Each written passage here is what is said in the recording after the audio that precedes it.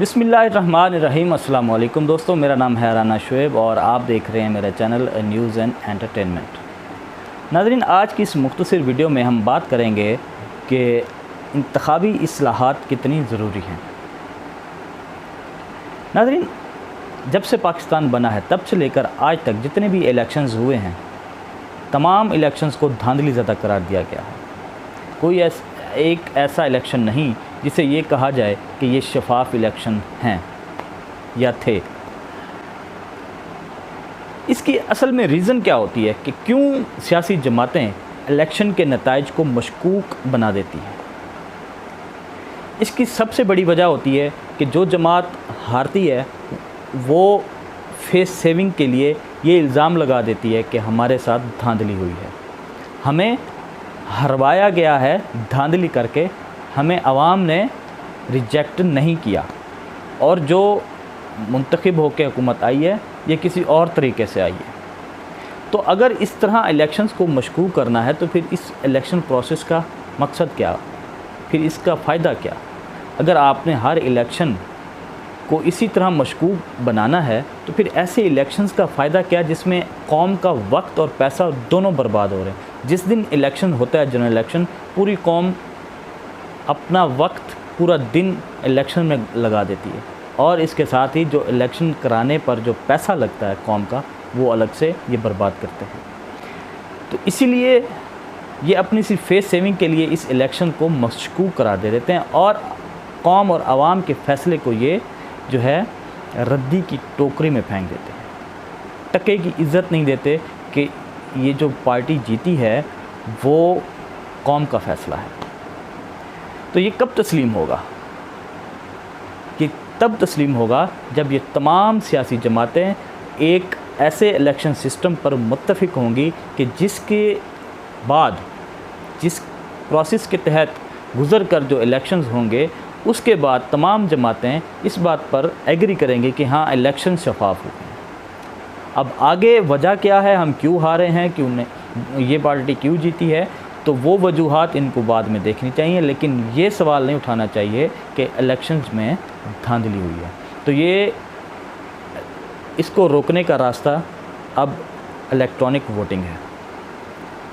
Electronic voting के लिए अब मौजूदा हुकूमत अपोजिशन को बार बार दावत दे रही है कि आप आएँ, इस सिस्टम को समझें और इसमें अगर आपको कोई नुक्स नज़र आता है, कोई चीज़ समझ नहीं आती या हमें कुछ समझ नहीं आ रहा, तो आप हमें बताएं, कुछ हमसे समझें और हम एक ऐसे नुक्ते पर मुत्तफ़िक हों कि जिसके तहत हम सब जमातें जब इलेक्शंस के नताइज आएँ तो कबूल करें। अब ये जमातें जो धांधली का रोना रोती हैं, ये धांधली को रोकने के लिए आगे क्यों नहीं बढ़ रही?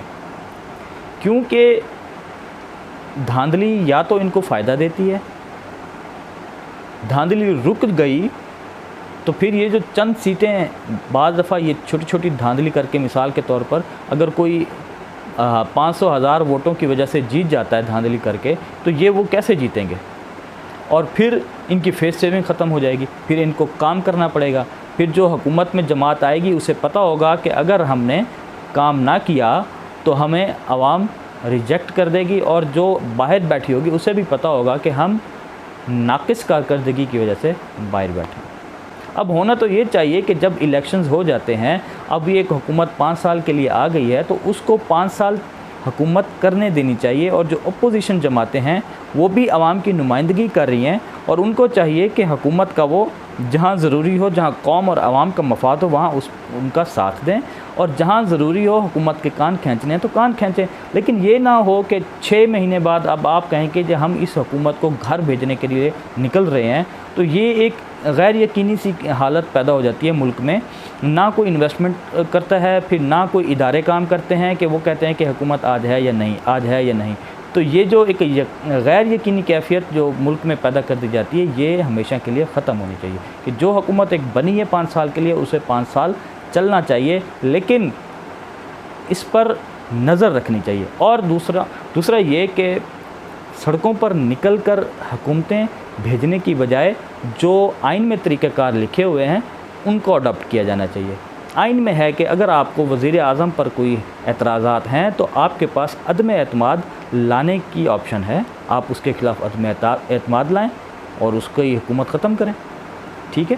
اور اس کے ساتھ ہی ایک مڈ ٹرم الیکشن ہوتا ہے، آپ مڈ ٹرم الیکشن بھی کروا سکتے ہیں، لیکن وہ مڈ ٹرم سے مراد یہ ہے کہ حکومت کے مڈ میں جا کے ہوتے ہیں۔ تو اسی لیے آپ کو یہ جو آئین راستہ دیتا ہے اسے اختیار کریں، بجائے اس کے کہ سڑکوں پر نکل کر احتجاج، دھرنے اور جو الیکشن جو ہوتا ہے اس کو مشکوک کرنے کا کوئی فائدہ نہیں ہے، کیونکہ اگر آپ ایک الیکشن کو مشکوک قرار دیں گے تو اگلا الیکشن جو ہوگا وہ بھی مشکوک ہوگا، پھر تو ہر الیکشن اس طرح مشکوک ہوگا، وہ تب تک جب تک کہ ہارنے والی جماعت جیت نہیں جاتی، اور جو پھر اگلی جماعت ہارے گی پھر وہ یہی رونا روئے گی۔ تو اس رونے کو بند کرنے کا، ختم کرنے کا یہی طریقہ ہے کہ تمام سیاسی جماعتیں مل بیٹھ کر اتفاق رائے پیدا کریں، ایسے قوانین اور ایسا پروسیس بنائیں جس پر تمام جماعتیں، تمام فریق متفق ہوں، اور پھر اس پروسیس کے تحت الیکشنز کروائے جائیں اور اس کے نتائج کو تمام جماعتیں تسلیم کریں۔ تسلیم کرنے کے بعد پھر ہر جماعت اپنے اپنے جس کو جو کام ملے وہ پورا کرے۔ تو اس کے لیے اب دیکھیں حکومت جو ہے وہ اپوزیشن کو دعوت دے رہی ہے کہ آپ آئیں، ہم انتخابی اصلاحات لاتے ہیں اور اس پر اتفاق رائے پیدا کرتے ہیں، لیکن اپوزیشن جو ہے وہ اوائڈ کر رہی ہے۔ تو قوم اور عوام کا جو مفاد ہے وہ اس چیز میں ہے کہ ایسے الیکشنز ہونے چاہیے جسے تسلیم کیا جانا چاہیے، اور یہ جو بار بار الیکشن کو مشکوک قرار دیا جاتا ہے یہ طریقہ ختم ہونا چاہیے۔ تو اب یہ اپوزیشن کی جماعتیں جو اصلاحات کی طرف نہیں جا رہی، تو عوام کو چاہیے کہ وہ اپنی جماعتوں کو زور دیں، ان پر پریشر ڈالیں کہ جی یہ ہمارے مفاد میں ہے، آپ جائیں اور اس پر مل بیٹھ کر کوئی اتفاق رائے پیدا کریں۔ دیکھیں کمیونٹی جتنی بھی ہیں، کمیونٹیز جب ان کی اوپر بات آتی ہے نا، یہ اپنے مفادات کے لیے اکٹھے ہو جاتے ہیں۔ آپ لائرز کو دیکھیں، آپ ڈاکٹرز کو دیکھیں، آپ ٹیچرز کو دیکھیں، آپ سرکاری ملازمین کو دیکھیں، آپ سیاستدانوں کو دیکھیں، جب کمیونٹی کی بات آتی ہے تو یہ لوگ اکٹھے ہو جاتے ہیں۔ اب بات آ رہی ہے ایک قوم کی، ایک عوام کی، تو ہمارا ایز اے نیشن اس میں فائدہ ہے کہ الیکشنز کو مشکوک قرار نہ دیا جائے۔ الیکشنز ایسے ہونے چاہیے جو ایک دفعہ ہوں تو ان کے نتائج کو تسلیم کیا جانا چاہیے۔ تو ہمیں قوم ایز اے نیشن ہمیں اس بات پر اتفاق رائے پیدا کرنا ہے اور اپنی سیاسی جماعتوں کو اس بات پر قائل کرنا ہے کہ وہ جائیں اور انتخابی اصلاحات میں جا کر اپنا جو ہے حصہ ڈالیں۔ اگر ایک اور تجویز ہے، اگر حکومت کے لیے اپوزیشن جماعتیں اگر توجہ نہیں دیتی تو پھر حکومت کو چاہیے کہ اپوزیشن کو پریشر میں لانے کے لیے ریفرینڈم کروائے، عوام سے رائے لے کہ آیا انتخابی اصلاحات کرنی چاہیے یا نہیں کرنی چاہیے، ریفرینڈم کرائیں، ریفرینڈم کے نتائج جو آئیں پھر اس کے مطابق کام کیا جانا چاہیے۔ اگر عوام کہتی ہے کہ نہیں جی انتخابی اصلاحات کی طرف نہیں جانا چاہیے تو پھر نہ جائیں، اگر عوام کہتی ہے کہ انتخابی اصلاحات کی طرف جانا چاہیے تو پھر اپوزیشن اور حکومت کی جماعتوں کو مل بیٹھ کر اس پر فیصلہ کرنا چاہیے۔